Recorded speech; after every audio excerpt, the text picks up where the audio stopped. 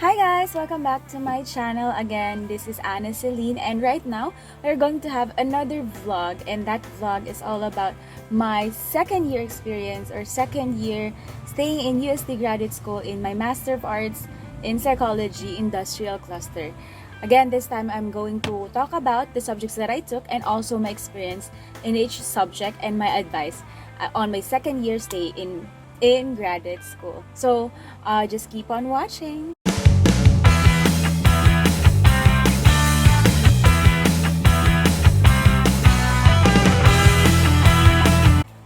Okay, so now, gaya nga nasabi ko kanina, we are going to have this is the second video. If you haven't watched my first video, the first video, there I explained kung ano nga ba yung mga ginawa ko during the enrollment and after the enrollment and what subjects that I took and should you take upon enrollment in UST Graduate School.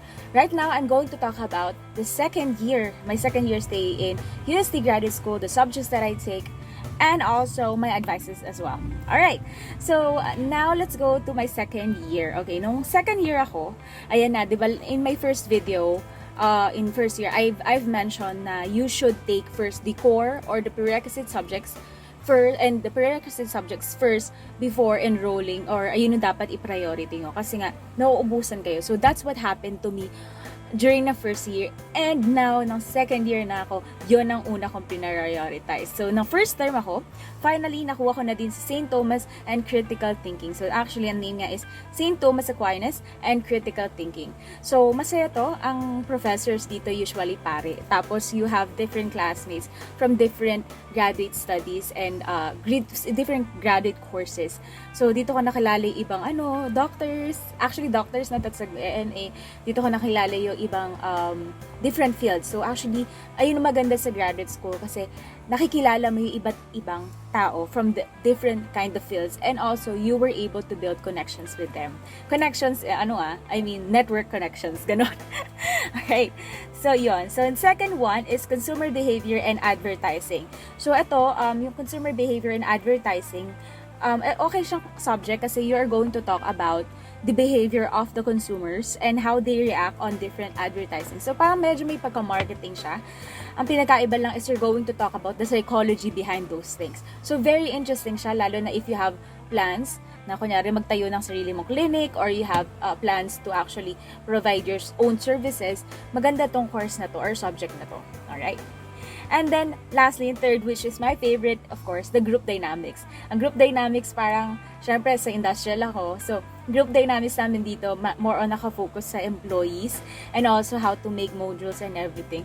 So, natuwa ako dito kasi dahil nga group dynamics siya, parang all the time dun sa classroom is parang nagpapalaro lang yung professor namin. Parang, okay, it's your turn to administer your group dynamic.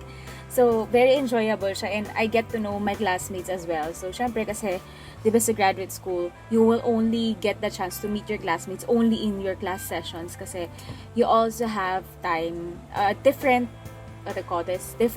times. I mean, different schedules in life. Some of them are married, some of them are working, some of them are full-time students, and in my case, I'm also working back then. So, ayun, maganda siyang naging subject. And also, ito yung group dynamics ito yung naging inspiration, and also yung pinaka-kinukuhanan ko ng ideas whenever I am invited. Kasi I got invites from different schools and also companies to provide them group dynamics and also team building. So, yung group dynamics na subject na to, very must-have siya if you wanted a career na talaga mag-freelance kang freelance trainer, whatever. So, maganda siya. So, that is for my first term. So, first term ko pa lang yun ng second year. Wow, ang bilis ko magsalita. 3 minutes na. 3 minutes pa lang natapos ko na yung unang term. Okay, and then also, on the second term naman, ayan na, nakuha ko na yung mga core subjects and prerequisite subjects that I'm telling you. So, the second term that I took was Advanced Organizational Development. Yung advanced organizational development naman in here is, diba, like what I've mentioned sa previous vlog ko, or yes, the vlog before this one, is meron tayong advanced industrial psychology. Ito naman, advanced organizational development. So, ang pinakaiba lang nilang dalawa is that yung isa nag-focus siya sa industry while this one is focusing on the organization itself. So, dito mo marirealize na may mga organization, anong types ng organization nila, anong klaseng organizational system ang meron sila, and how it affects people's behavior, especially how this affects the culture and of the employee and how their behavior was affected because of this system.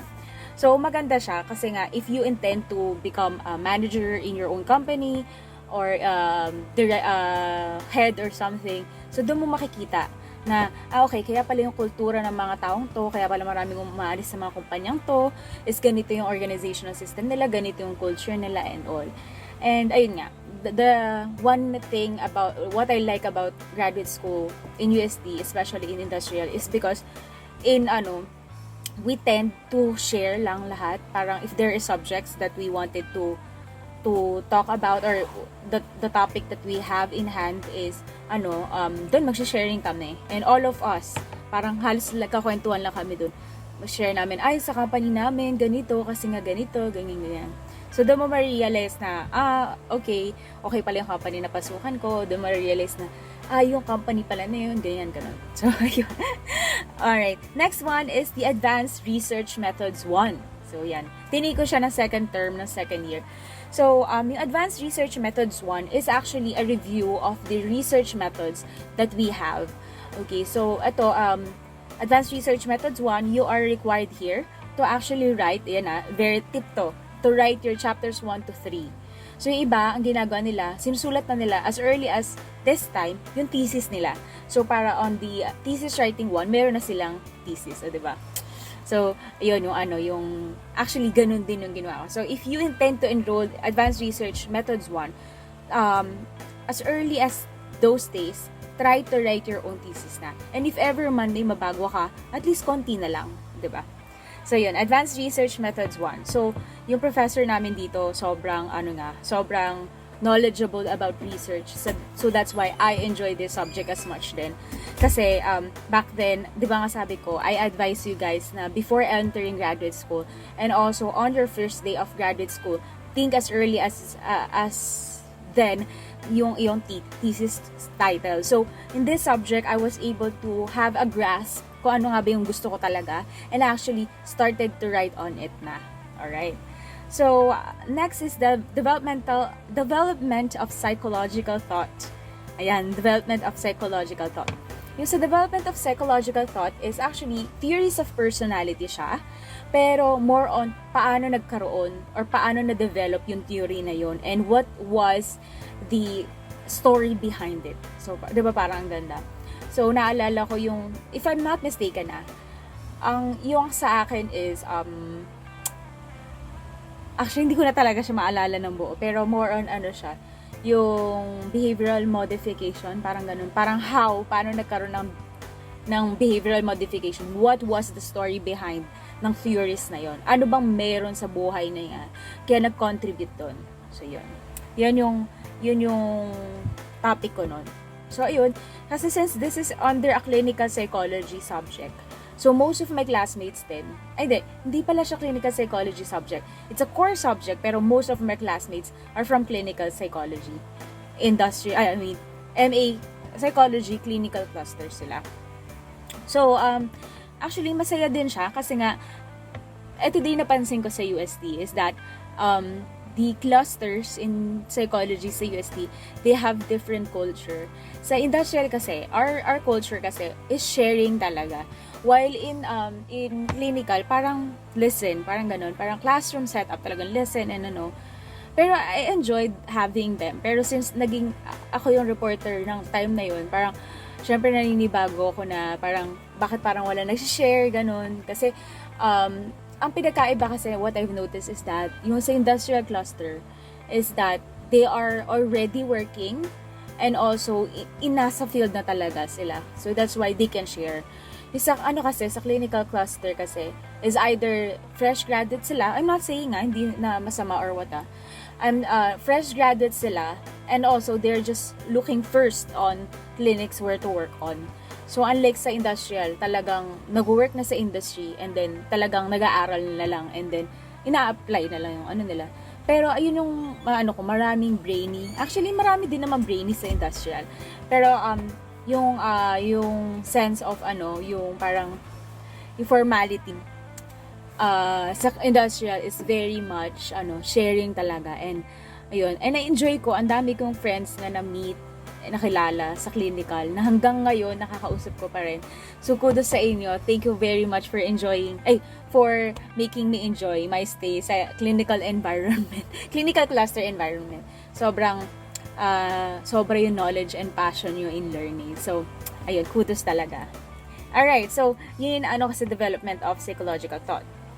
And also, di ba sabi ko nga sa inyo, because I intended first to enroll yung mga subjects na hindi pa ganun ka-urgent na kailangan, kasi nga, pwede mo naman siya i-take in other terms. I enrolled myself in a summer term. Yes, I enrolled myself in a summer term kasi hindi ko nakuha ang Advanced Statistics 1. So that's why, in this time, ito yung mga panahon na kailangan ko ng bitawan ng aking full-time job and stick sa aking mga part-time job. Kasi, wala na. Parang 1 month or 1.5 month, kailangan kong pumasok araw-araw sa UST just to take this course and to actually finish my graduate studies. So, that's why I keep on saying to you guys na unahin nyo muna yung core courses and prerequisites courses bago kayo mag-take ng specialization courses ninyo. Kasi nga dahil doon, maaari pa kayo ma-delay or, ayun, mapa-special term pa kayo. And mas magastos, mas mahal ang special term. Okay? So, ayun. So, that's what happened on my second year stay in graduate school. Maraming nangyari na second year ako stay in graduate school.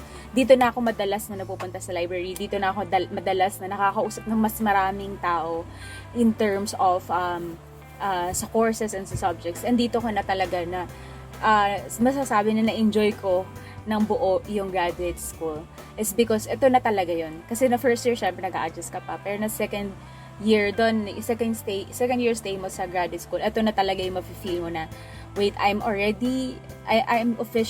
really studying what I want in life. Wow. And I'm really I'm hoping that I'll get there wherever I want to get there. So, yun lang. So, thank you very much for listening listening. Thank you very much for watching my vlog. So, if you have any questions, please let me know at the comment section below and like and subscribe. Thank you. Bye.